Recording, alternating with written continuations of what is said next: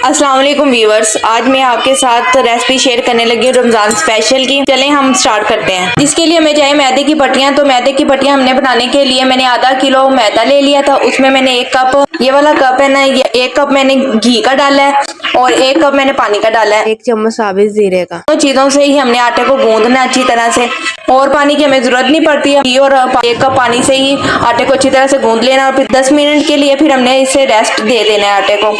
फिर 10 मिनट के बाद हम छोटे छोटे से पेड़े करके इनकी रोटियां बेल लेंगे। ये देखिए बारीक सी रोटियां हमने बेलनी है।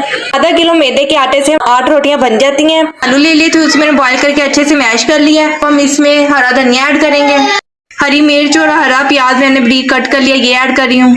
इसके स्पाइसेस ऐड कर देंगे। 1 टेबल स्पून हम इसमें साल्ट ऐड करेंगे।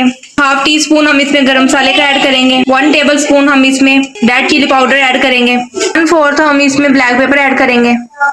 अब हम सब चीजों को अच्छी तरह से मिक्स कर लेंगे। मैंने अच्छी तरह से सारे मटेरियल को मिक्स कर लिया है। पहले हमने ये आलूओं का मटेरियल ले लिया है, इसका हम पेड़ा कर लेंगे इस तरह करके।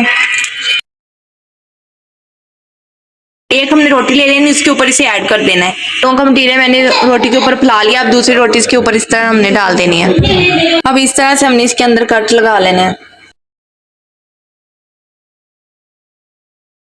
पहले हमने सीधे कट लगाए थे, अब इस तरह हमने कट लगा देने हैं। तो अपने हिसाब से आप फ्राइज कर सकती हैं। चलिए मैंने इतने साइज के, अब इसे फ्राई करते हैं। फ्राई करने के लिए मैंने पैन ले लिया। अब इसमें हम ऑयल ऐड करेंगे और गर्म हो गया। चलिए अब हम ऐड करते हैं। बिस्मिल्लाहिर्रहमानिर्रहीम। हमारी एक साइड फ्राई हो गई है, तो अब मैं इसे चेंज कर रही हूँ।